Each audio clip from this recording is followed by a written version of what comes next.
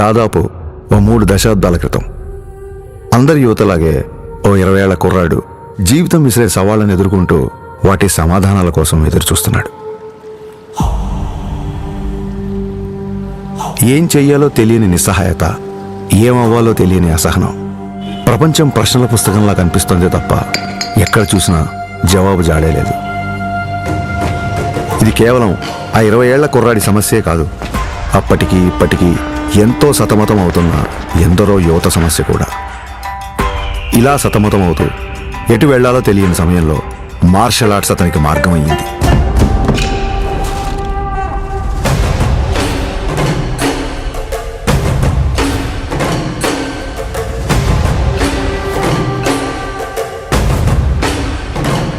Martial arts అంటే చాలామంది అనుకున్నట్టు అవతల వాళ్ళని కొట్టడమో పడగొట్టడమో కాదు.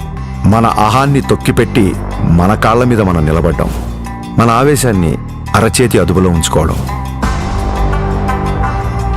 ఒంటరితనం, ఒత్తిడిని ఎదుర్కోవడం నేర్పిస్తే శిక్షణ, క్రమశిక్షణ నేర్పించింది కళ్యాణ్ కుమార్ను మన పవన్ కళ్యాణ్గా మార్చింది.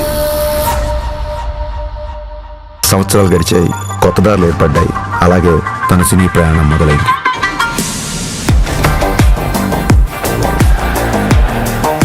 తను నేర్చుకున్న కళకు శిక్షణ తోడయ్యేసరికి అది తెర మీద నిజంలాగే కనిపించింది.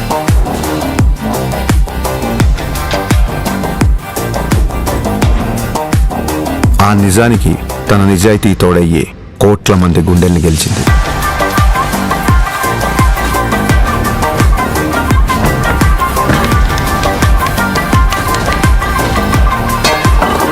ప్రయత్నంలో లోపం లేకపోవడంతో ఫలితానికి సంబంధం లేకుండా ఎంతో మంది అభిమానుల్ని ఆయన దగ్గరికి చేర్చింది.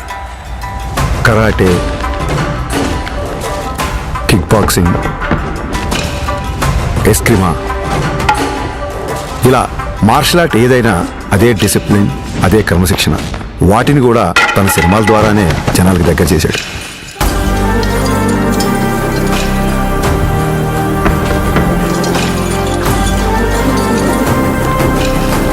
సినిమాల్లో చూపించే స్టంట్లు, ఫైట్లు జనరంజకంగా, ఆకర్షణీయంగా ఉంటాయని మనందరికీ తెలుసు.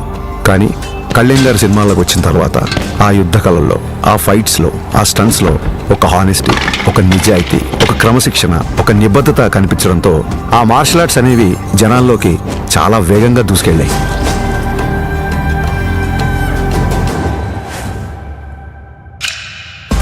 అసలు మార్షల్ ఆర్ట్స్ ఫిలాసఫీ చెప్పేది ఒకటే, కంటిన్యూస్ లెర్నింగ్, నిరంతరం నేర్చుకోవడం.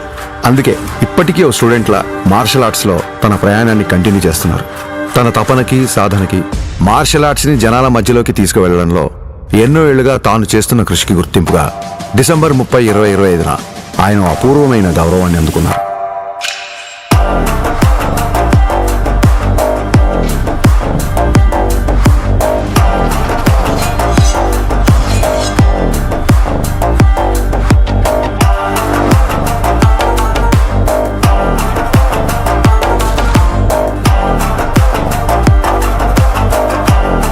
ఈ సత్కారానికి కారణమైన వారు భారతదేశంలో జపనీస్ మార్షల్ ఆర్ట్స్ కి దారి చూపించిన ప్రముఖ గురువు ప్రొఫెసర్ డాక్టర్ సిద్దికీ మహమూదీ గారు.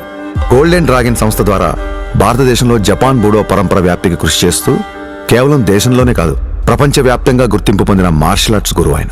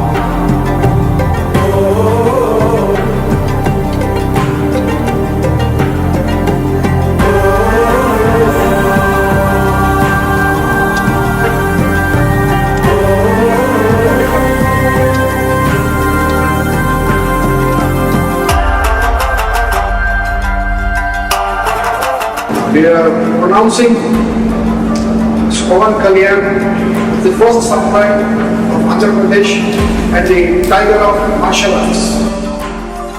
గోల్డెన్ డ్రాగన్ సంస్థ నుంచి టైగర్ ఆఫ్ మార్షల్ ఆర్ట్స్ అనే బిరుదుని అందిస్తూ ఆయన్ని ప్రకటించారు. As an honor for it, he is the first person in India being presented this. సోగో బూడో కాంటికే సంస్థ ద్వారా 5th డాన్ గౌరవాన్ని సోకే మురమత్సు సెన్సై నేతృత్వంలో టగేదా షింగన్ సమురాయ్ పరంపరలో పవన్ కళ్యాణ్ గారికి స్థానం కల్పించారు. ఇక్కడ టైగర్ అంటే హింస కాదు, హింసను అదుపులో ఉంచే బలం. బలం అదుపులో ఉండాలని చెప్పడమే ఆ బిరుదు యొక్క అర్థం. కళ్యాణ్ గారికి తెలుసు ఈ గౌరవం తన మార్షల్ ఆర్ట్స్ ప్రయాణంలో మరో కొత్త అధ్యాయం మాత్రమేనని. ఈ గౌరవం, గుర్తింపు ఆయన బాధ్యతను మరింత పెంచాయని చెప్పక్కర్లేదు. ఇక్కడ టైగర్ అంటే హింస కాదు, హింసను అదుపులో ఉంచే బలం. బలం అదుపులో ఉండాలని చెప్పడమే ఆ బిరుదు యొక్క అర్థం. కళ్యాణ్ గారికి తెలుసు ఈ గౌరవం తన మార్షల్ ఆర్ట్స్ ప్రయాణంలో మరో కొత్త అధ్యాయం మాత్రమేనని. ఈ గౌరవం, గుర్తింపు ఆయన బాధ్యతను మరింత పెంచాయని చెప్పక్కర్లేదు. తన నమ్మకం ఒక్కటే, ఓ దేశపు సంపద అంటే నదులు, ఖనిజాలు, అరణ్యాలు మాత్రమే కాదు, కళలతో, క్రమశిక్షణతో తయారయ్యే యువత.